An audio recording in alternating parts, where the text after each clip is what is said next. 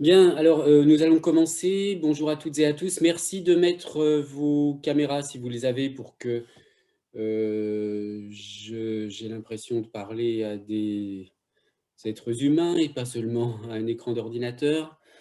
Je vais donc partager l'écran en utilisant le diaporama que je vous avais transmis en avance, disons, pour titre de la préparation de ce cours.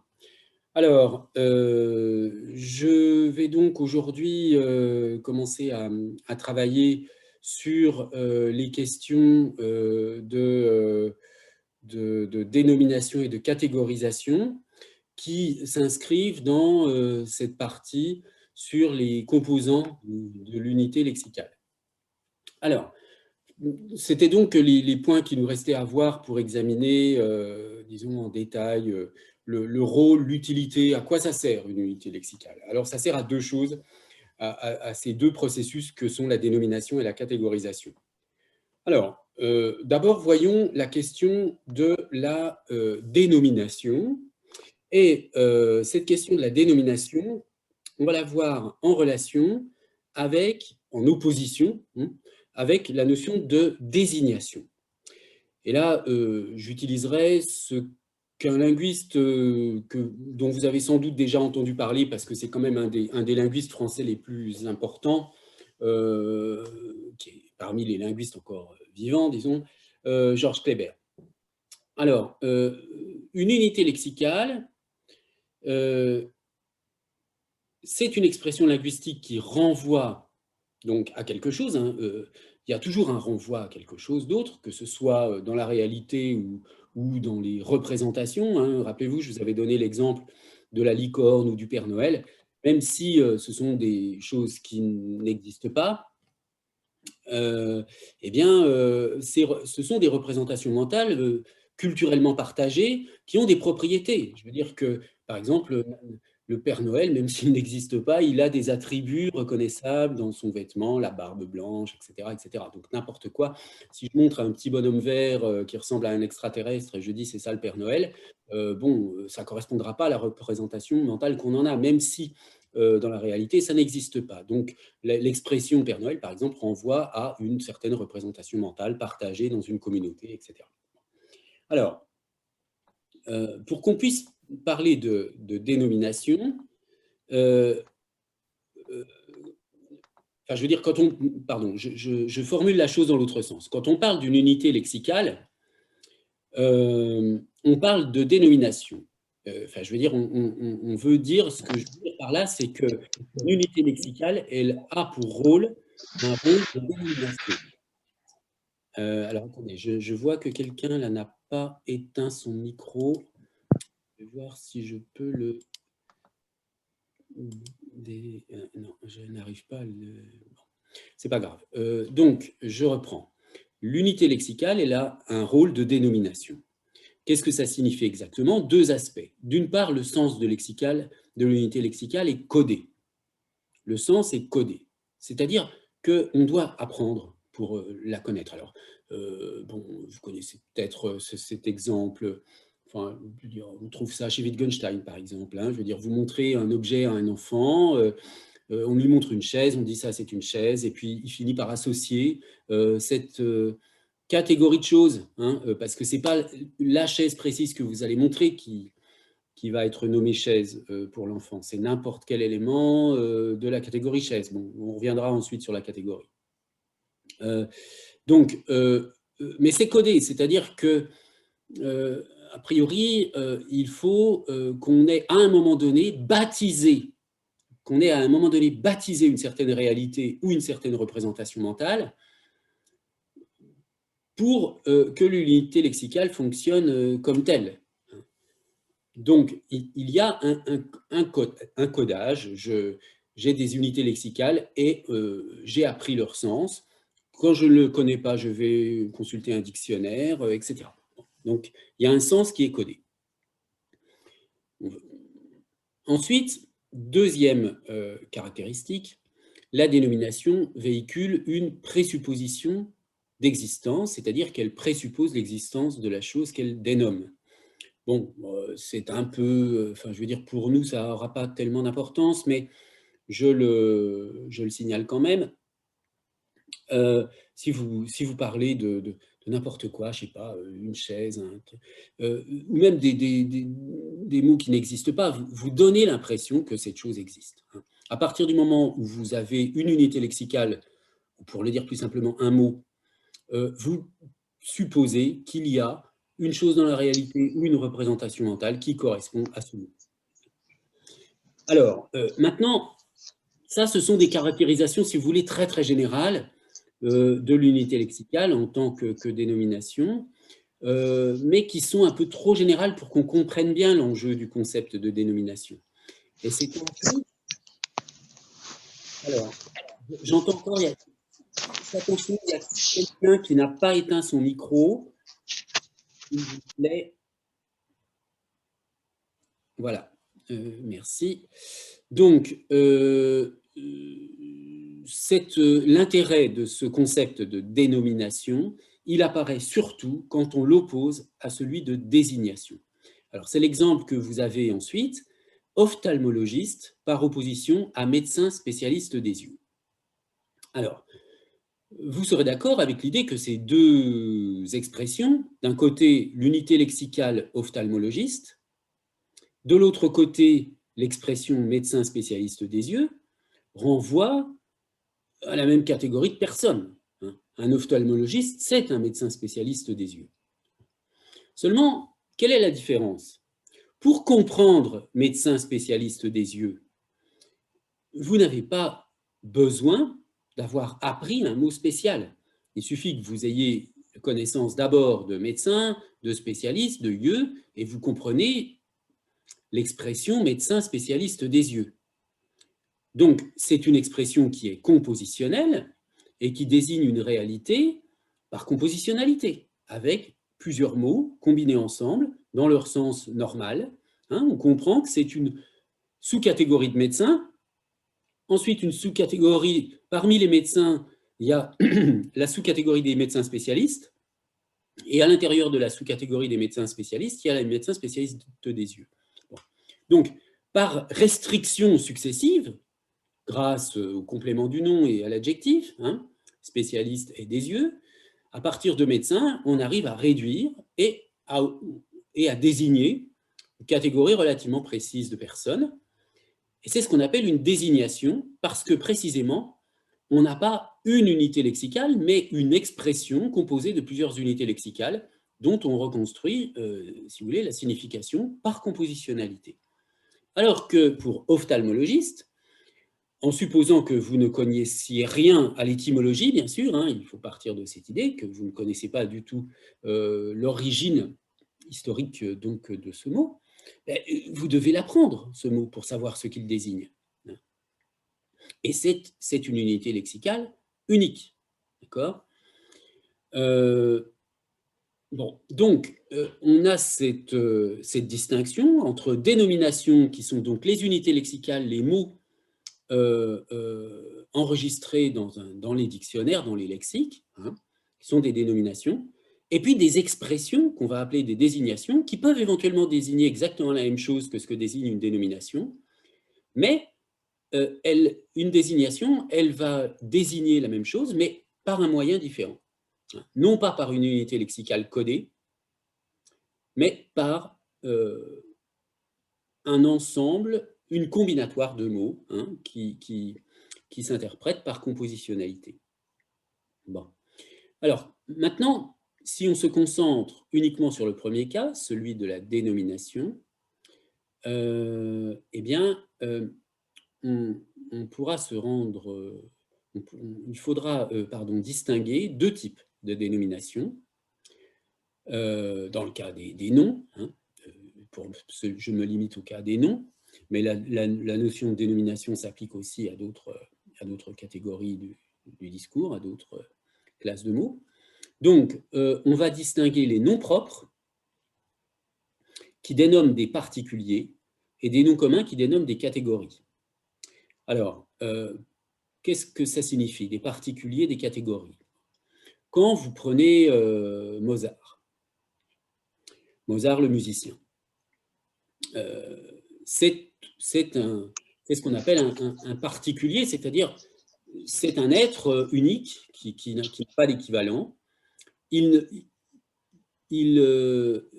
correspond à une réalité, une seule. Un particulier, c'est, je ne sais pas moi, votre voiture, par exemple, c'est la vôtre, il n'y en a qu'une. Et elle est, si vous la désignez, vous désignez quelque chose de particulier. Vous ne désignez pas une catégorie générale de voiture. Et vous dites, par exemple, ma voiture est en panne. Non. Cette expression, ma voiture, désigne un particulier. Bon, mais là, c'est une expression. Donc, on est du côté de la désignation. Mais quand on prend, si on compare, par exemple, Mozart et, je ne sais pas moi, violon, bon, pour rester dans le domaine musical, eh bien, Mozart, le mot Mozart renvoie uniquement à un être particulier, alors que le mot violon renvoie non pas à le mot tout seul, hein, sans déterminant, sans rien. Il renvoie à une catégorie d'objets, à toute une classe d'objets qui contient diverses sortes de violons. Hein. Il peut y avoir des violons plus ou moins anciens, il peut y avoir des violons électriques, etc. Bon. Donc, c'est la différence entre la dénomination du nom propre, qui est une dénomination qui renvoie à une singularité ou un particulier, et puis la dénomination des noms communs qui renvoie à des catégories. C'est pour cette raison qu'on aura besoin ensuite d'expliciter le concept de catégorisation qui s'applique donc au cas des noms communs. Alors, une remarque tout de même sur le fait qu'on peut passer de l'un à l'autre, hein, c'est-à-dire qu'un nom propre peut devenir une catégorie, peut devenir un nom commun. Par exemple, vous voyez, j'ai repris avec Mozart Roberto Scalzi, le Mozart de la pizza. Sébastien Kurz, le Mozart de la politique. Bon. Alors, dans ces cas-là, Mozart n'est plus vraiment un nom propre. Hein. Il désigne une catégorie de personnes, c'est-à-dire une catégorie ça veut dire quoi? Ça veut dire le génie, le prodige, hein, puisque le génie de la pizza ou le prodige de la pizza, puisque Mozart incarne en même temps, et peut être considéré comme un membre de la catégorie des génies. Alors, un exemple que j'avais trouvé l'année dernière à propos d'un film hein, qui s'appelle Menteur, donc, qui raconte, je ne sais pas, je n'ai pas vu le film, mais je suppose que ça raconte l'histoire d'un type qui est très doué dans le mensonge. Bon, alors le Mozart de la bullshit, vous voyez, c'est le même genre d'idée. Alors, dans les dénominations, il y a deux composants sémantiques. Il y a une partie commune à toutes les dénominations. Et en fait, c'est l'idée même de là, disons, comment dire, c'est l'idée qui permet de distinguer la dénomination de la désignation. Il y a une iconicité de la dénomination. Qu'est-ce que ça veut dire, iconicité de la dénomination? Ça veut dire que quand on reprend ophtalmologiste et médecin spécialiste des yeux, la désignation ophtalmologiste, c'est un mot unique, hein, alors que médecin spécialiste des yeux, il y a plusieurs mots. Ce qu'on veut dire en parlant d'iconicité de la dénomination, c'est que s'il y a un mot unique, le fait qu'il y ait un mot unique indique en fait que c'est un tout irréductible à ses parties.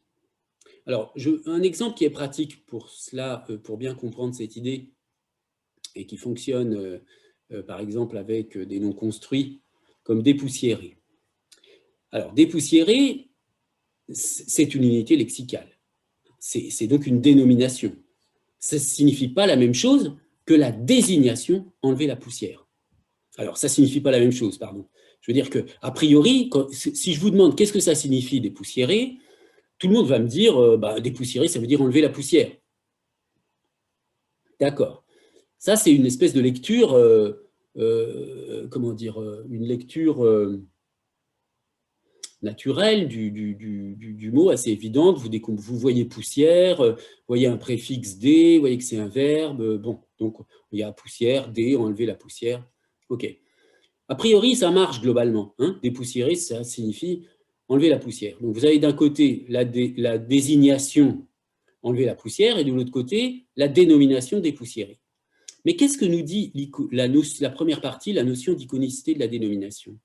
Ça nous dit que dépoussiérer, il doit y avoir une différence, puisque il y a cette idée qu'il y a une unité dans dépoussiérer. Si on a créé un mot dépoussiérer, c'est précisément parce qu'on avait besoin d'autre chose que enlever la poussière. C'est pour que ce ne soit pas exactement synonyme. Et comment est-ce qu'on s'en rend compte? C'est un exemple qui est dû aussi à Kléber, je ne sais pas s'il était publié, ou enfin bon, mais je me souviens que c'est lui qui racontait cet exemple.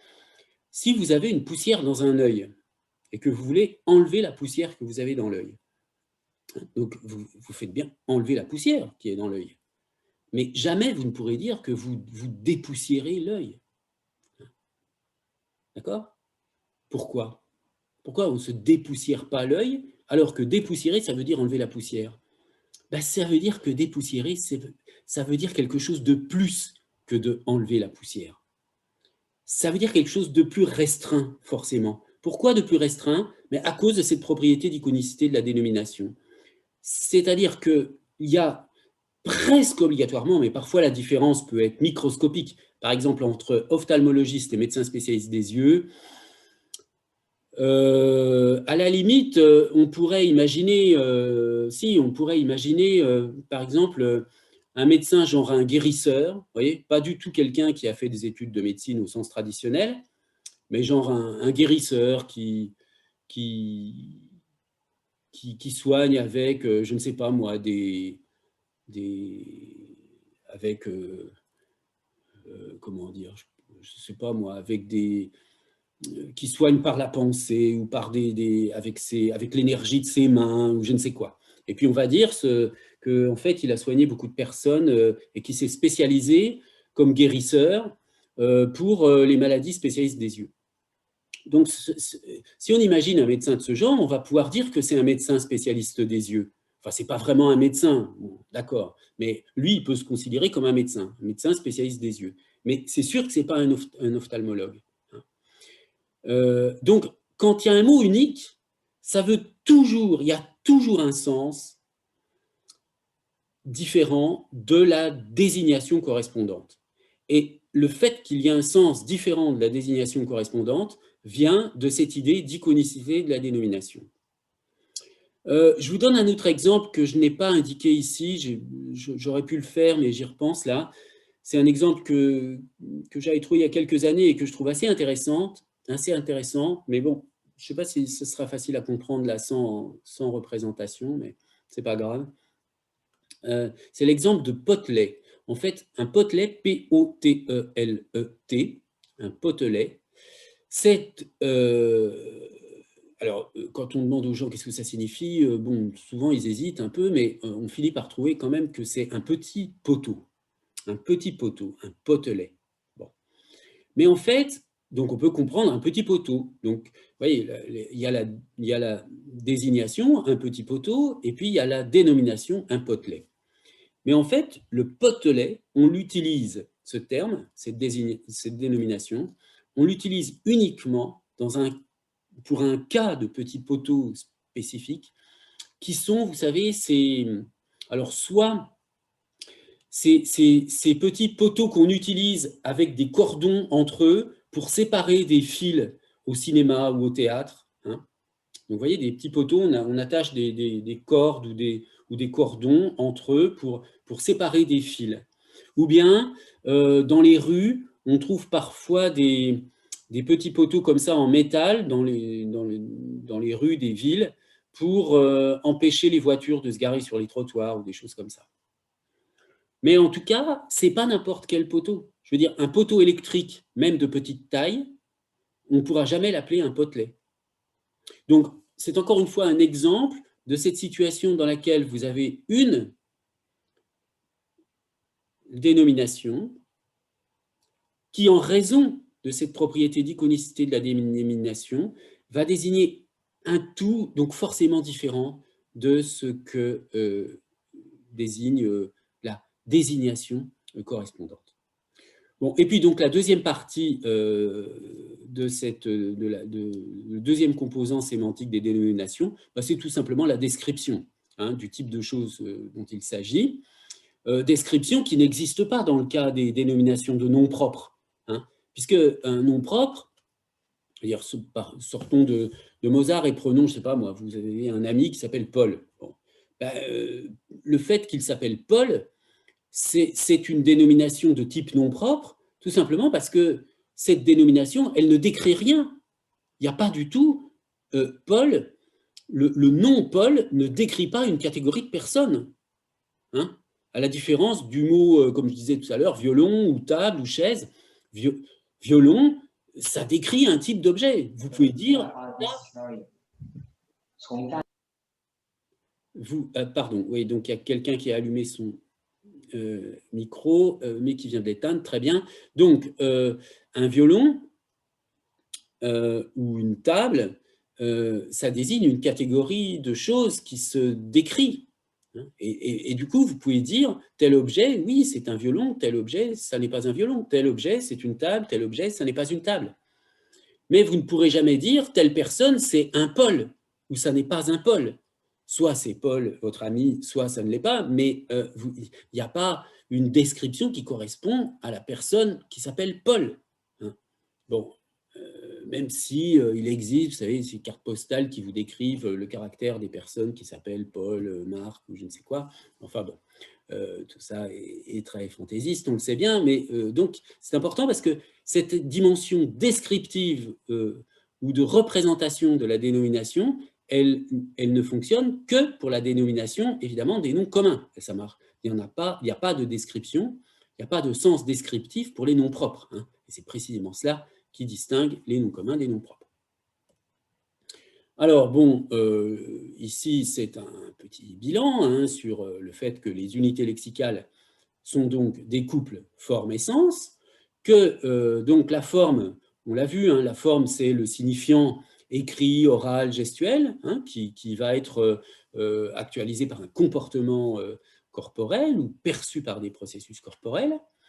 Et puis, bon, ce qui est la forme produite peut être considéré comme un objet externe, un son, une écriture, etc. Cette forme de l'unité lexicale, donc on appelle aussi le signifiant, elle est associée à un sens. Ce sens, d'une part, il a un aspect grammatical, on l'avait vu avec, vous vous souvenez, idéogénèse, morphogénèse chez Gustave Guillaume. Elle a un aspect grammatical, c'est la partie du discours. Et c'est ce qui distingue l'unité lexicale du concept, le mot du concept. Parfois, je sais, les étudiants ont du mal à distinguer mot et concept. C'est simple, un mot, il a une partie du discours. Un mot, c'est un nom, un verbe, un adjectif, un adverbe, un pronom, une conjonction, n'importe quoi, mais il a une partie du discours. Un concept n'a pas de partie du discours. Un concept, c'est une catégorie mentale qui n'a pas de partie du discours. On peut exprimer un concept par différentes parties du discours. Bon, par ailleurs, la forme de l'unité lexicale est associée à un sens qu'on va appeler, je ne l'ai pas précisé tout à l'heure, mais on peut parler de sens dénominatif pour les noms propres et de sens descriptif pour tous les autres cas. Bon, alors, c'est un peu, disons, c'est un peu instable comme terminologie, mais au fond, sur ces questions-là, il n'y a pas encore de grande stabilité de la terminologie, mais on parle donc de dénomination dans tous les cas, que ce soit nom propre ou nom commun, on parle de dénomination, mais on va parler de sens dénominatif dans le cas des noms propres qui renvoient à des particuliers et qui n'ont pas du tout un sens descriptif, donc c'est un sens simplement dénominatif, purement dénominatif si on veut, alors que le sens est descriptif dans les autres cas. Donc dans le cas des noms qui ne sont pas des noms propres, donc dans le cas des noms communs. Enfin, pour parler uniquement des noms, encore une fois, je simplifie pour parler uniquement des noms, mais on pourrait parler aussi des verbes et d'autres parties et des adjectifs. Le sens de l'unité lexicale correspond alors, dans ce cas-là, à un ou plusieurs concepts, qui sont des catégories, en fait, des catégories mentales, dont on verra qu'elles ont une extension et une intention, j'y reviendrai tout à l'heure. Et puis, l'unité lexicale donc, permet de catégoriser l'environnement, et on l'avait vu la dernière fois, les langues véhiculent des structurations conceptuelles différentes, puisqu'il y a des concepts qui ne sont pas, sémiotisés, pour lesquels il n'y a pas de nom dans certaines langues, hein. Et donc, les membres des catégories impliquées par les unités lexicales sont des occurrences dans le monde réel ou imaginaire.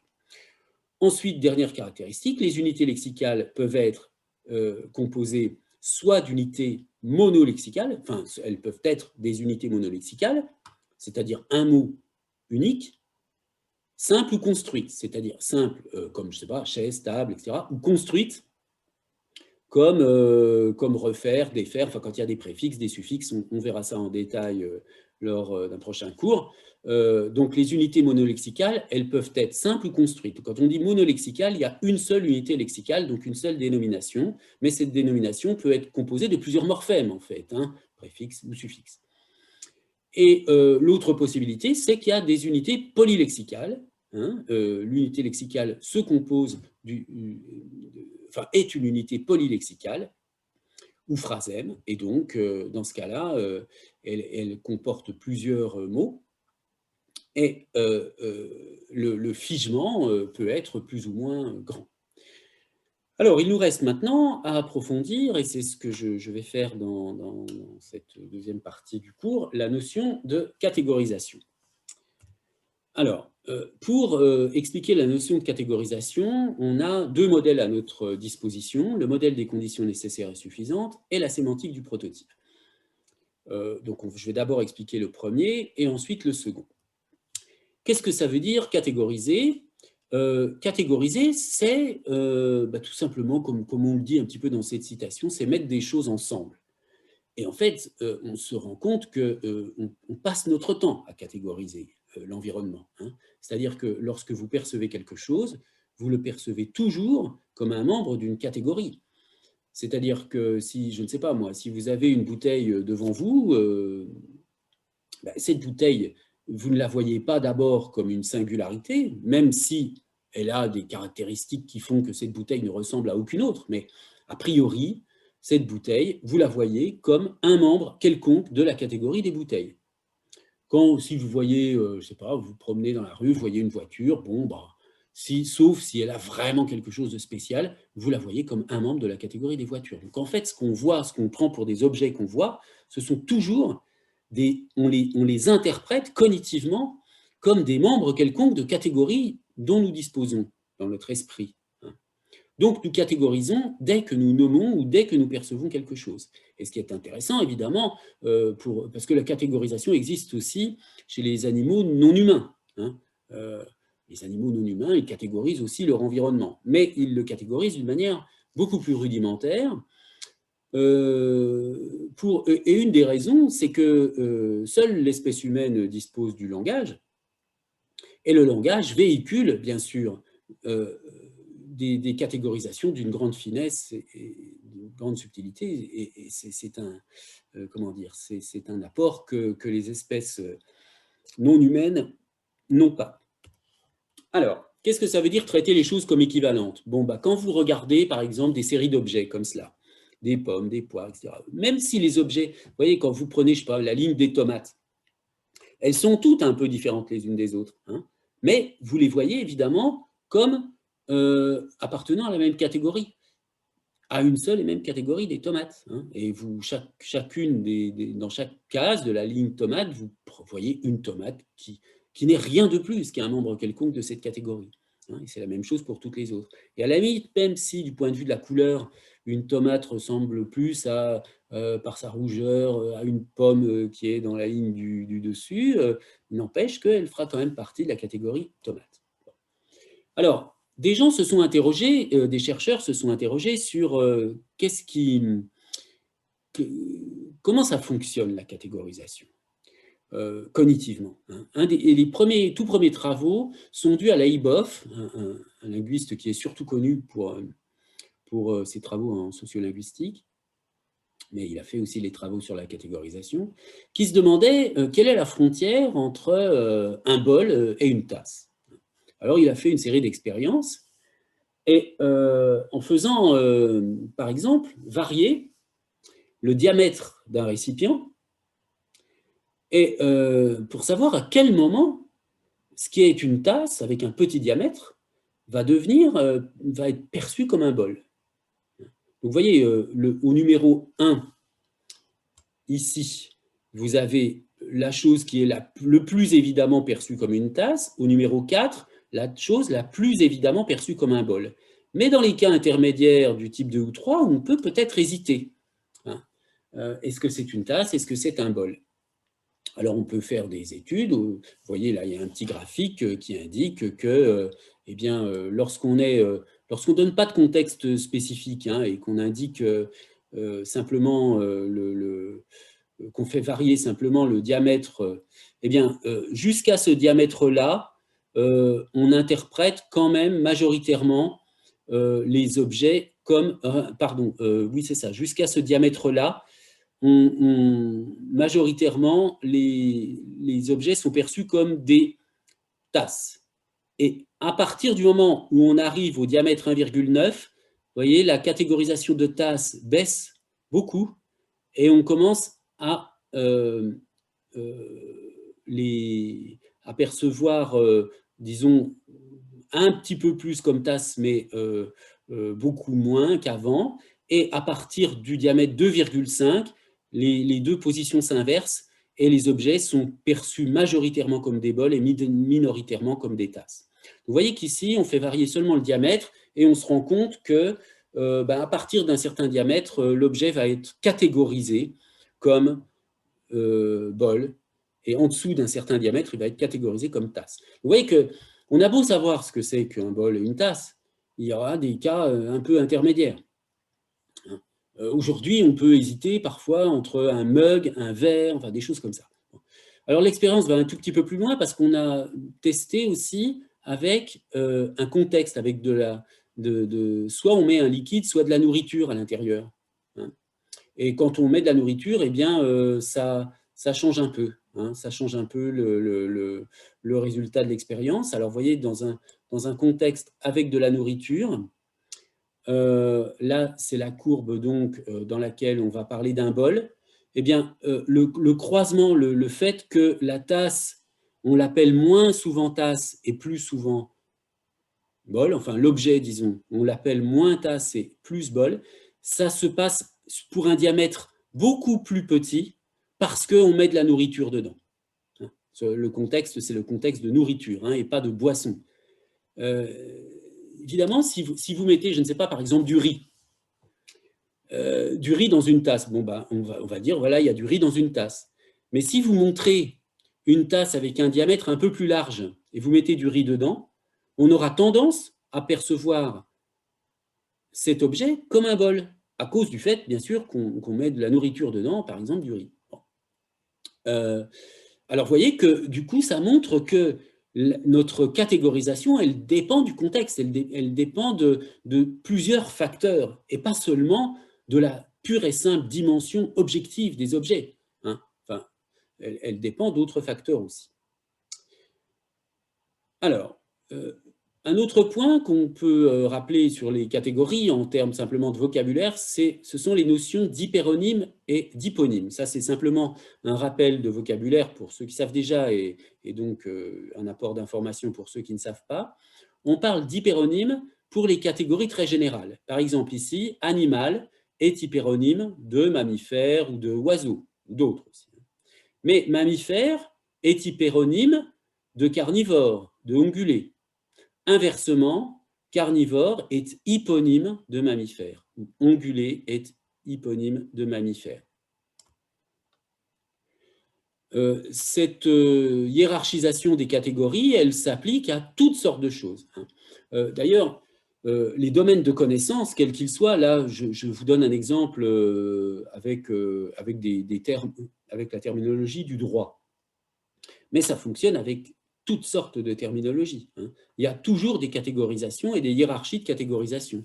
Alors là, pour le domaine juridique, vous avez le concept, enfin, la catégorie de personnes qui se subdivise en personne physique, personne morale. La personne morale, la catégorie de la personne morale se subdivise elle-même en 2 sous-catégories, qui sont donc des hyponymes par rapport à cet hyperonyme de personne morale de droit privé, de droit public, et puis ensuite 2 sous-catégories pour le droit privé, société, association, 3 sous-catégories pour le droit public, et puis établissement public, plusieurs sous-catégories, etc., etc.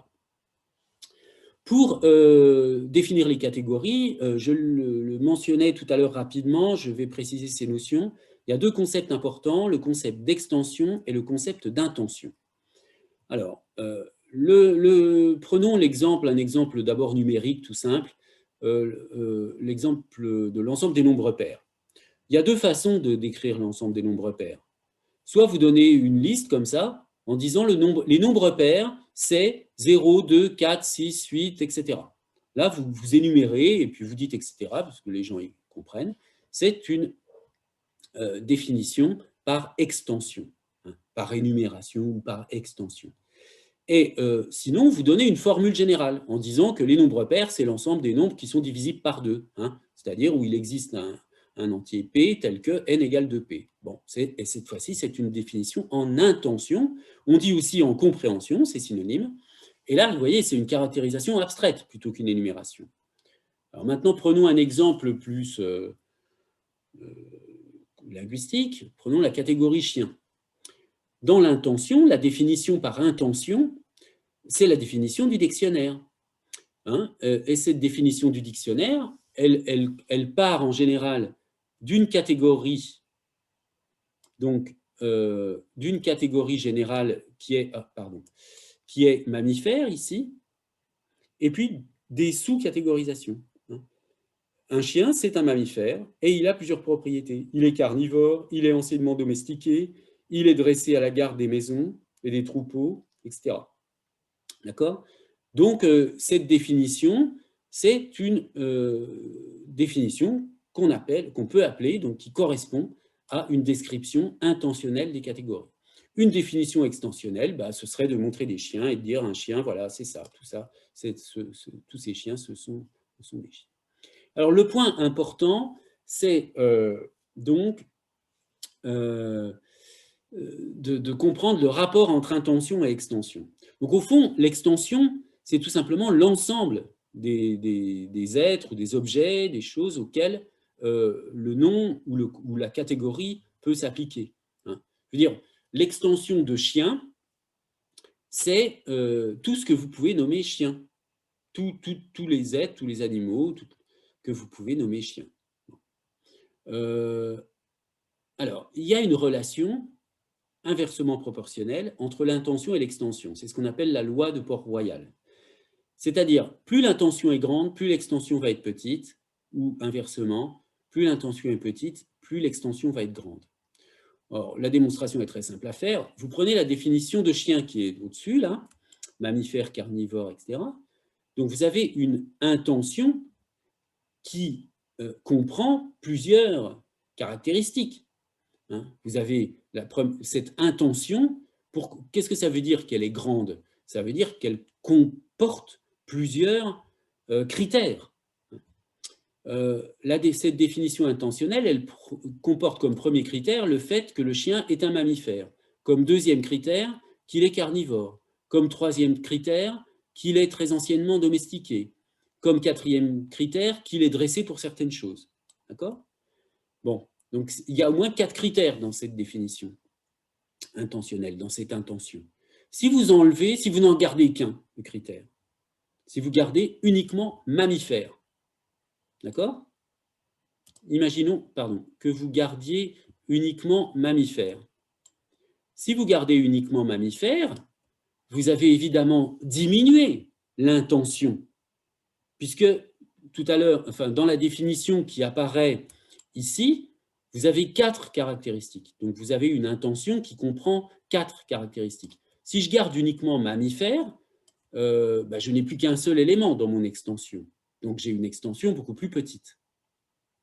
Une intention, pardon. J'ai une intention beaucoup plus petite. Mon intention est plus petite. Elle comprend qu'un élément, alors que la définition complète de chien comporte 4 éléments. Et qu'est-ce qui se passe du point de vue de l'extension maintenant? L'extension qui correspond à la définition intentionnelle ici. C'est l'extension de chien, on l'a vu. Mais si je restreins, si je diminue mon intention et que je garde dans que mammifère, qu'est-ce qui se passe au niveau de l'extension? Ben, il va de soi que l'extension de mammifère, elle est beaucoup plus grande que l'extension de chien. Ce qui est naturel, puisqu'un chien est une sous-catégorie de mammifères. Donc, vous voyez bien pourquoi, quand j'augmente, mettons, si partons dans l'autre sens, quand j'augmente l'intention, en ajoutant des caractéristiques, je diminue l'extension. Je pars de mammifère, j'ai une certaine intention, elle est petite. J'ajoute carnivore, mon intention, elle augmente, mais mon extension, elle a immédiatement diminué, puisque l'ensemble viser l'ensemble des êtres que je peux nommer mammifères carnivores, il est nécessairement plus petit que l'ensemble des êtres que je peux nommer mammifères. Donc, c'est comme ça qu'on montre très facilement donc, que l'intention et l'extension varient en proportion inverse. Donc, il faut retenir ces notions, l'extension d'une catégorie, l'intention d'une catégorie, et puis la notion de membre d'une catégorie. Donc, un chien particulier, c'est un membre d'une catégorie. On parle aussi d'instance d'une catégorie, c'est un peu un anglicisme, l'instanciation d'une catégorie, une instance de catégorie. Alors, maintenant, parlons de la façon dont on définit les catégories. Il y a une première façon qui est classique, qu'on appelle le modèle des conditions nécessaires et suffisantes. On va définir les catégories par les points communs entre les membres, tout simplement. On va dire, sont membres d'une même catégorie tous les éléments qui ont un certain nombre de traits en commun. Par exemple, on va dire, un oiseau, c'est un vertébré à plumes. Donc, tout ce qui est vertébré et qui a des plumes appartient à la catégorie oiseau. Et puis inversement, si je vous montre, si je vous parle d'un animal que vous n'avez pas vu et je vous dis que c'est un oiseau, bah vous en déduisez forcément qu'il doit être vertébré et qu'il a des plumes. D'accord? Ça, c'est la définition par les conditions nécessaires et suffisantes. Et Monsieur? Oui? Monsieur? S'il vous plaît, alors c'est oiseau, c'est l'extension et la vertébré à plume, c'est l'intention, c'est ça? Non, pas du tout. L'oiseau, c'est le nom de la catégorie, d'accord? Et quand je dis vertébré à plumes, je donne la définition par intention de cette catégorie oiseau. Oiseau, c'est juste la catégorie. La catégorie, comme tout à l'heure, chien, c'était une catégorie, ou mammifère, c'est une catégorie. Voilà. Chaque mot peut désigner une catégorie. Et l'extension, si vous voulez, si on veut reprendre le raisonnement à partir de oiseau vertébré à plumes, on va dire que vertébré a une extension beaucoup plus grande que oiseau. Mais quand je prends vertébré à plumes, j'augmente l'intention, puisque j'ai ajouté des caractéristiques, et donc j'ai réduit mon extension, puisque je suis passé de vertébré à plumes de vertébré à oiseau.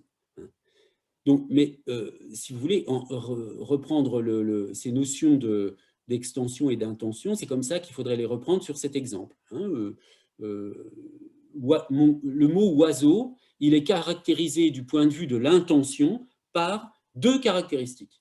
Il est vertébré, premièrement, et deuxièmement, il est à plumes. Ce sont les deux traits de l'intention de oiseau. Il y a deux éléments dans son intention. Si je diminue son intention, si j'enlève un des deux éléments, ben, je vais obtenir une catégorie dont l'extension va être forcément beaucoup plus grande. Si je diminue l'intention, j'augmente l'extension. Par exemple, si je diminue l'intention en enlevant à des plumes, j'obtiens tous les vertébrés. Donc forcément, ça a une extension beaucoup plus grande que oiseau. D'accord? Merci. Oui, merci. Je vous en prie. Oui, n'hésitez pas. Si vous avez des questions, vous m'interrompez. Il ne faut pas hésiter. Bonjour. Oui, bonjour. En fait, j'avais compris l'extension comme étant la définition, on va dire la définition qu'on peut trouver dans le dictionnaire de mots. L'extension, c'est pas du tout la définition.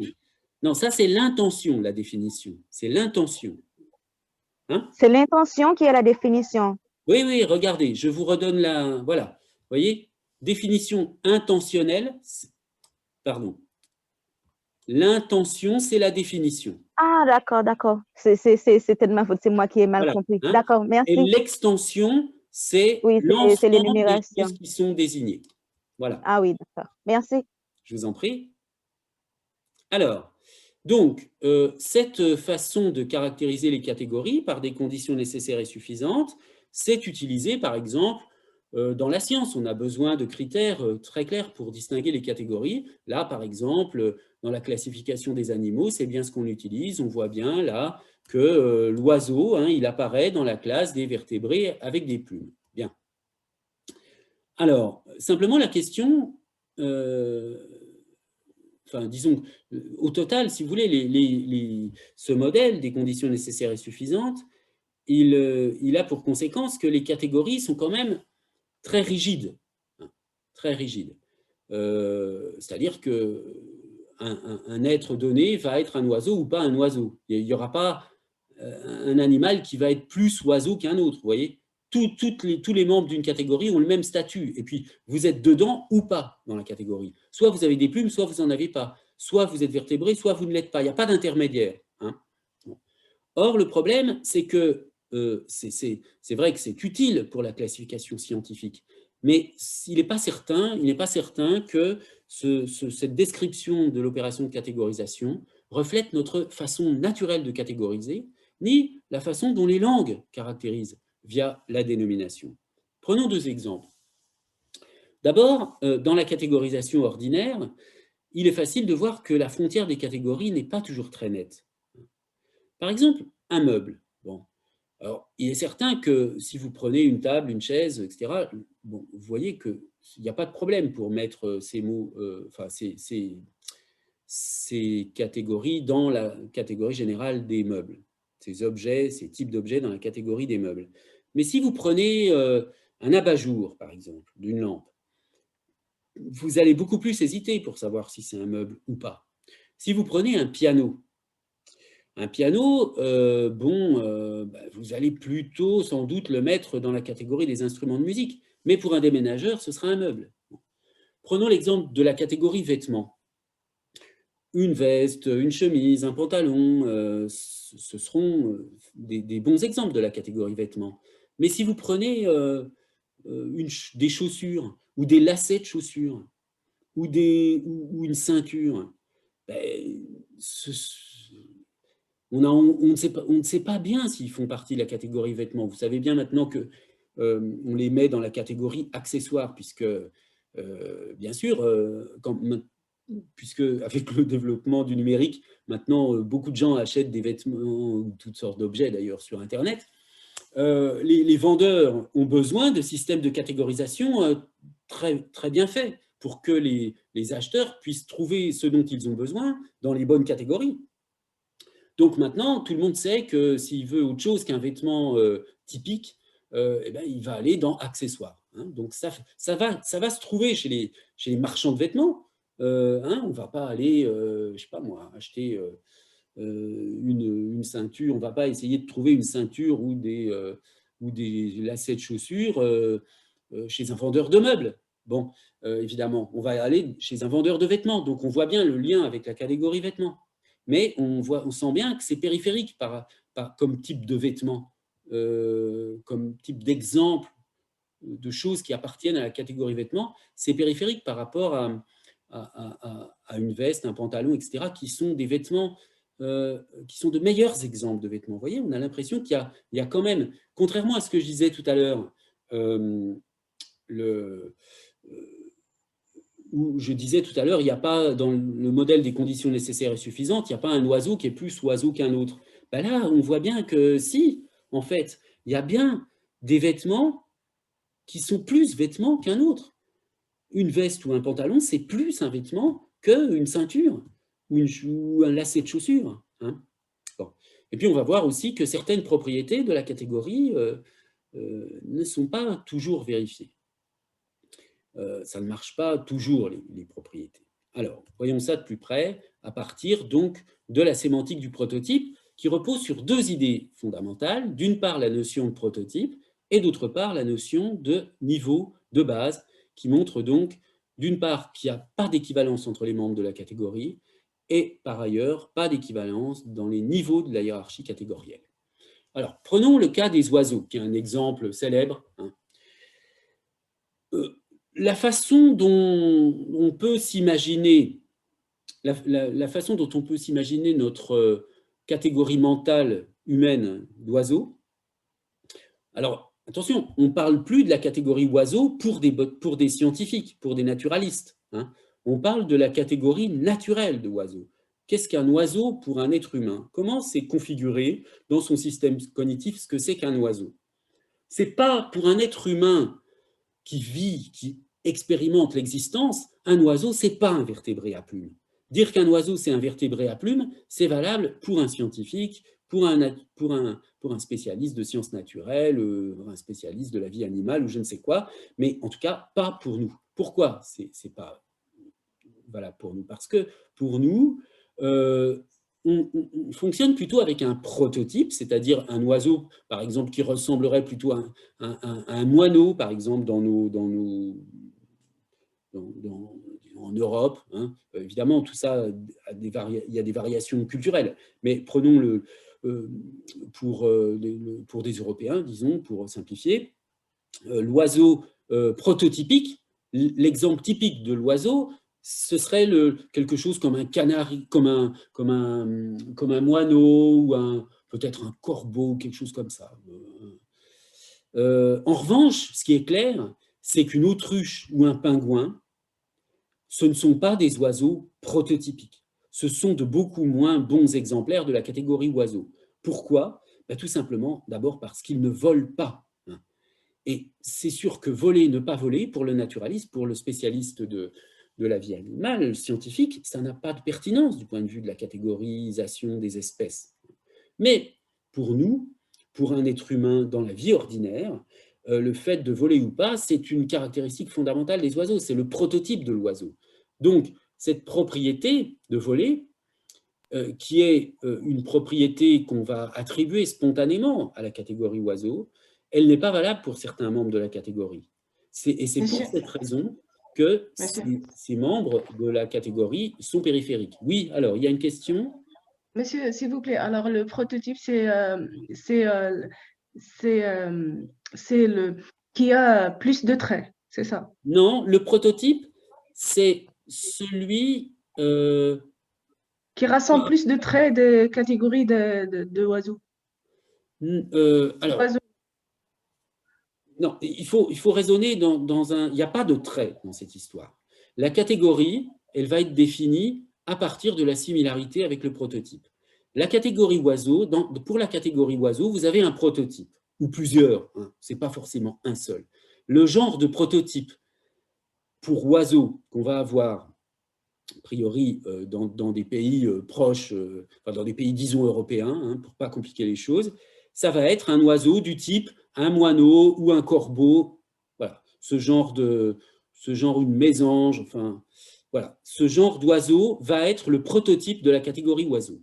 Et comment est-ce qu'on va catégoriser? Comment est-ce qu'on va savoir qu'un animal appartient à la catégorie oiseau? À la différence du cas précédent, où il fallait regarder les propriétés, est-ce qu'il y a telle propriété, est-ce qu'il n'y a pas telle propriété? Là, on ne s'occupe pas des propriétés. On s'occupe simplement du degré de similarité avec le prototype. Est-ce que l'animal, il ressemble plus ou moins bien à mon prototype? Comme mon prototype, il vole, déjà, tout ce qui ne vole pas, ça va moins bien ressembler au prototype.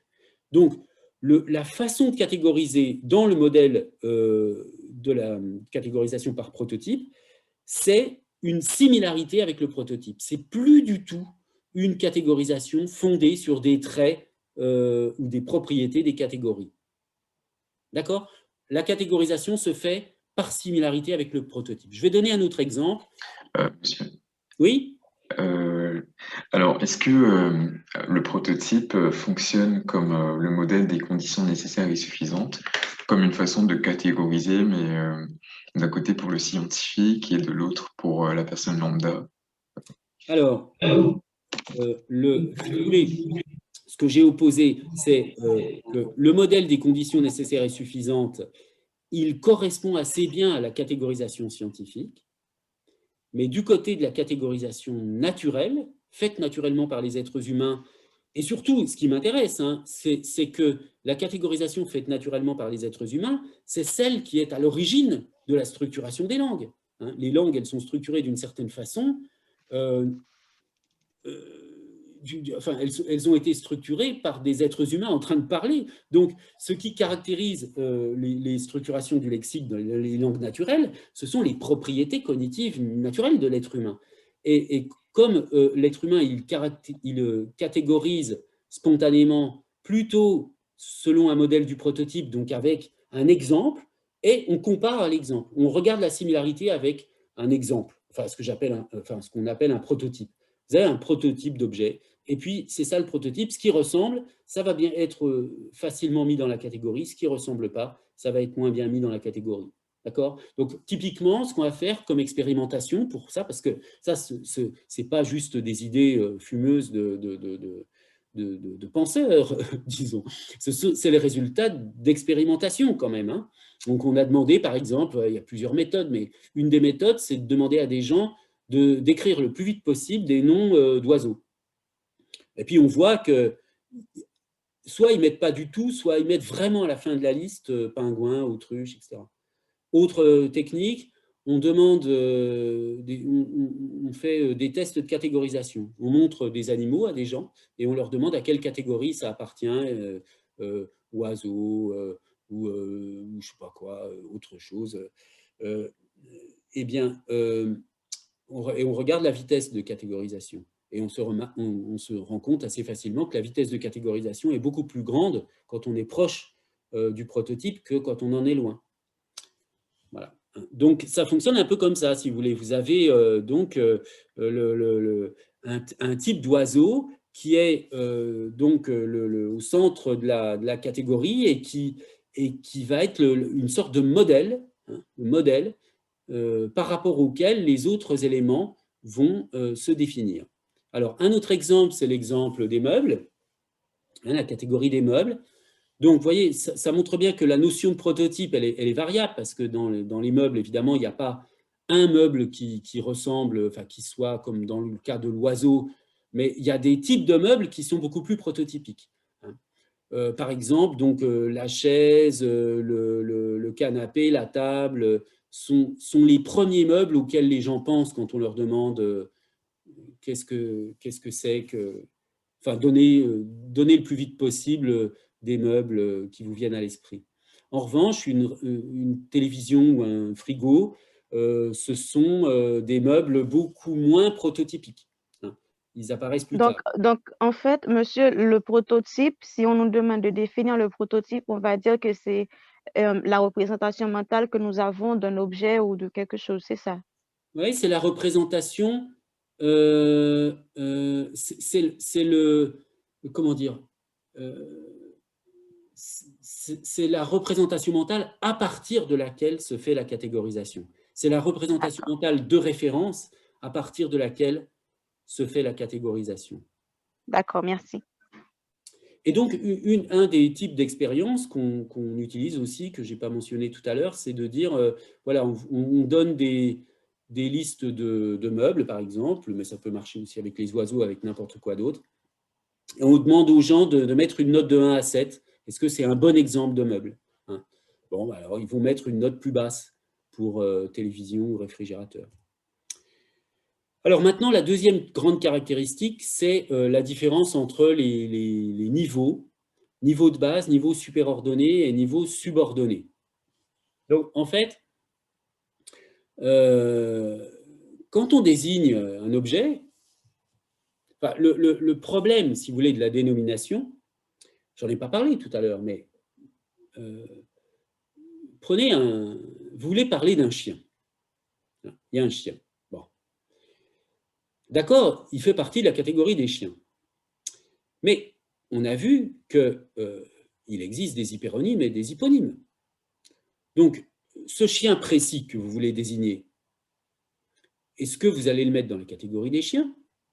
Vous pourriez très bien l'appeler animal, puisque tous les chiens sont des animaux. Vous pourriez l'appeler même être vivant, si on veut aller encore plus haut dans la catégorie. Mais vous pourriez aussi l'appeler, si c'est un caniche, c'est un caniche, c'est pas un chien. Enfin, c'est un type de chien particulier. Donc la question qui se pose, et qu'on n'a pas encore résolue, c'est quand je dois désigner un objet ou un être, quel niveau je choisis dans la hiérarchie? Vous voyez, il y a une infinité de possibilités.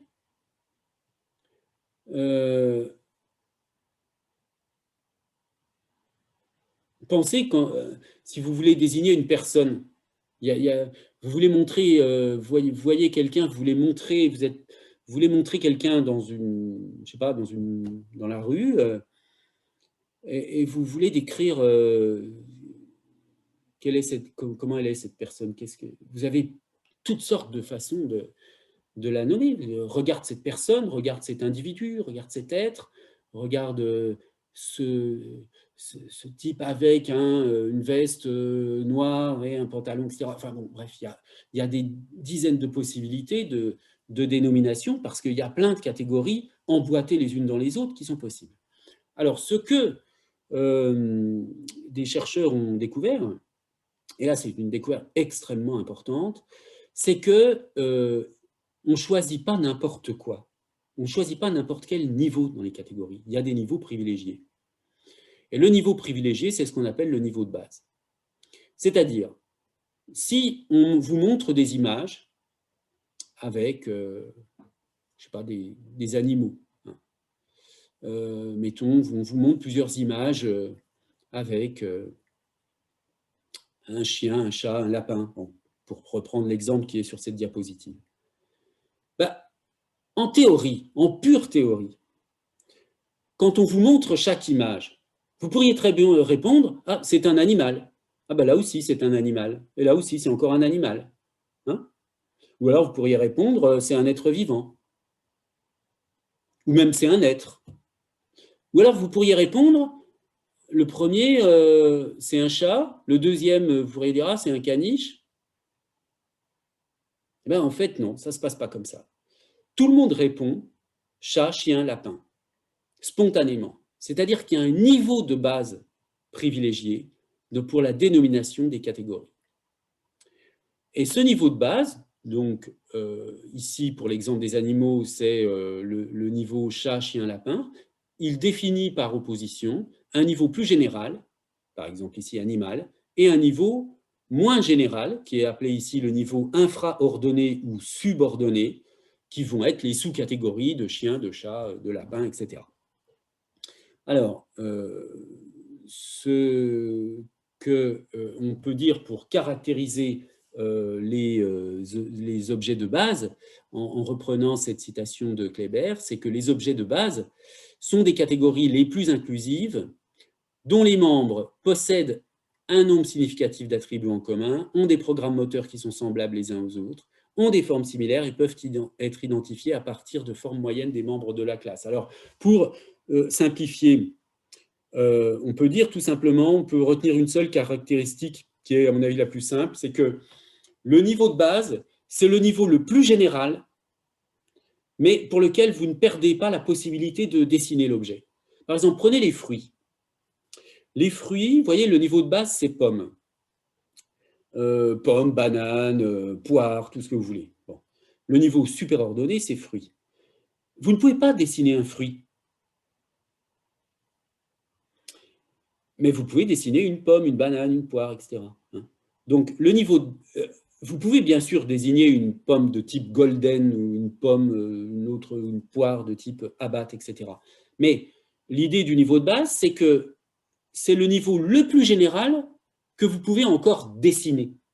C'est ça que signifie qu'il y a des formes moyennes pour les membres de la classe. Voilà, je vous laisserai lire d'autres caractérisations pour cette différence entre les niveaux de base et les niveaux superordonnés et subordonnés. Et puis là, cette citation, c'est pareil, je ne vais pas la commenter en détail, d'une linguiste aussi spécialiste de ces questions-là, qui explique pourquoi, en fait, si on utilise un terme autre qu'un terme du niveau de base, c'est toujours pour une raison, parce qu'il y a une raison spéciale. Sinon, on prend le niveau de base. Là, c'est un extrait que j'avais trouvé d'un cours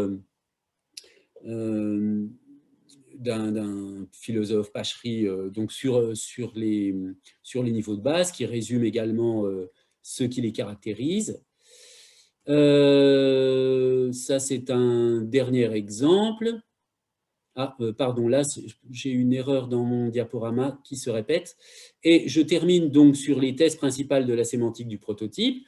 Donc, la catégorie a une structure interne de prototype, hein, c'est-à-dire qu'elle fonctionne, c'est ce qu'indique le deuxième point, par degré de représentativité de l'exemplaire pour savoir si elle appartient ou pas à la catégorie. Donc, le degré de représentativité de l'exemplaire correspond au degré d'appartenance à la catégorie.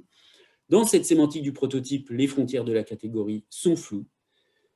Ils sont regroupés par un aire de famille, ça on peut laisser de côté, mais ça a une importance philosophique puisqu'on retrouve ça chez Wittgenstein.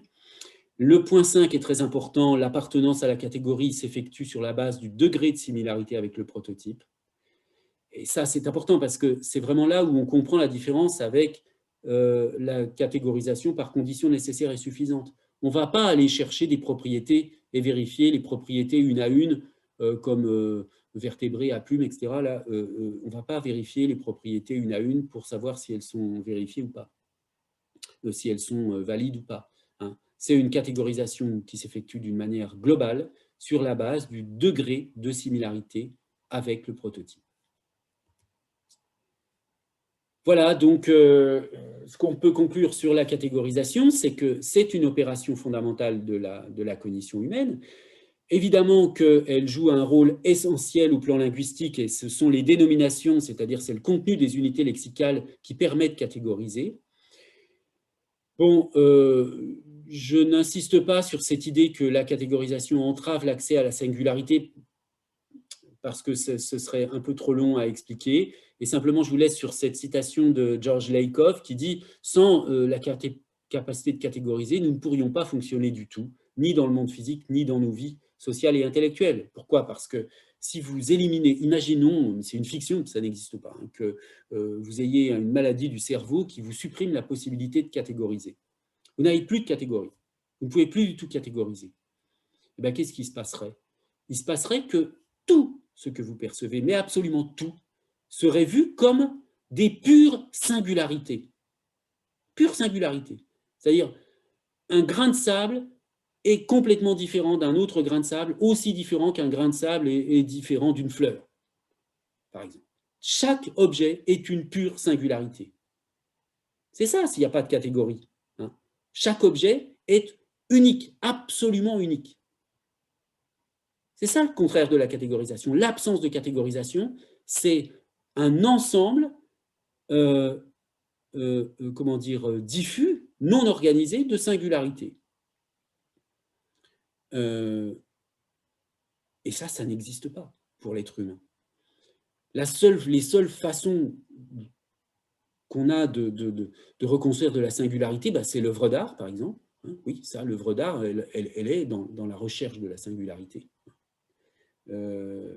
C'est aussi les relations interpersonnelles. Hein. C'est-à-dire que quand on entre en relation, quand on est en relation, par exemple, avec les personnes de sa famille, enfin, on finit par percevoir les personnes dans leur singularité. Mais tant que vous ne les percevez pas dans leur singularité, et encore, hein, même vos propres parents, ils peuvent être mis dans la catégorie générale des parents, hein, du père ou de la mère, qui va agir comme tel, mais vous pouvez très bien ne même pas comprendre sa propre singularité à votre père ou à votre mère. Mais si vous voyez un individu dans une foule, bah, vous le voyez comme un homme, une femme, un blanc, un noir, un grand, un petit, un gros, un maigre, une catégorie quelconque, mais comme un membre quelconque d'une catégorie, pas du tout dans sa singularité. Le monde nous apparaît forcément plein de catégories. Et ces catégories, bien sûr, elles ne sont pas vraiment dans le monde. Elles le sont en partie, mais elles sont surtout dans notre esprit. Donc, cette question de la catégorisation, là, si vous voulez, je vous sensibilise à cette question. Mais c'est une question extrêmement complexe et très, très importante pour la vie humaine. dont je vous donne un tout petit aperçu ici, mais qui mériterait bien sûr de plus ample développement. Simplement pour comprendre la sémantique lexicale, on n'a pas forcément besoin d'aller beaucoup plus loin. Voilà, alors je vais arrêter ici, mais d'abord je vais vous demander si vous avez des questions.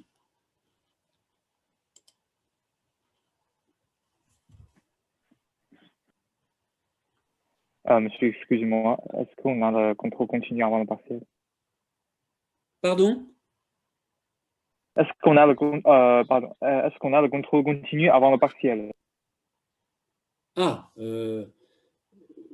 alors oui, vous avez 2 contrôles continus normalement, qui sont organisés avec Madame Pauline Dubois-Dalle. Normalement, je crois qu'elle vous en a déjà fait passer un, et il doit y en avoir un deuxième. Oui, mais là, c'est le cours DD, mais pour le CM, il n'y en a pas. Non, pour le CM, il n'y en a pas. Il y a uniquement l'examen au mois de juin. Au mois de janvier, pardon, au mois de janvier. Hein. Il n'y a pas de... C'est uniquement pour le TD qu'il y a donc une note de contrôle continu. Il n'y a pas de note de contrôle continu pour le cours magistral. D'accord, merci. Très bien. Eh bien, écoutez, s'il n'y a pas d'autres questions, je vous remercie de votre attention. Là, attendez, je vois qu'il y a des messages dans le chat, je vérifie. Il y avait une question sur est-ce que dénomination égale référence?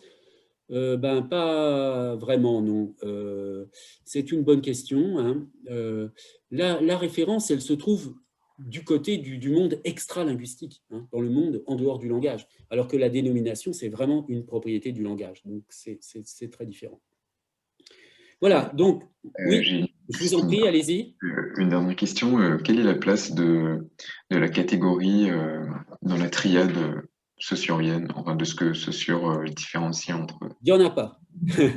Non, j'exagère un peu, mais la catégorisation au sens où je l'entends est une opération cognitive. Hein, vous l'avez bien compris, c'est un processus cognitif de catégorisation.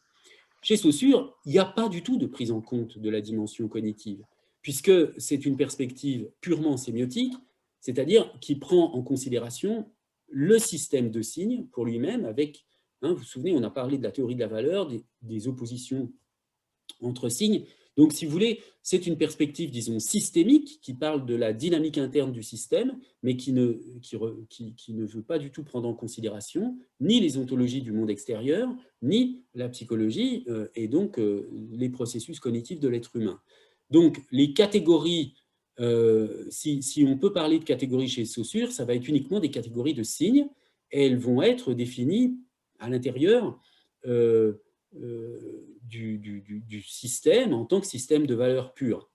Mais elles ne seront pas du tout des catégories au sens où je l'entends ici, c'est-à-dire au sens cognitif, hein, puisque cette dimension cognitive, elle est récusée par la perspective saussurienne elle-même.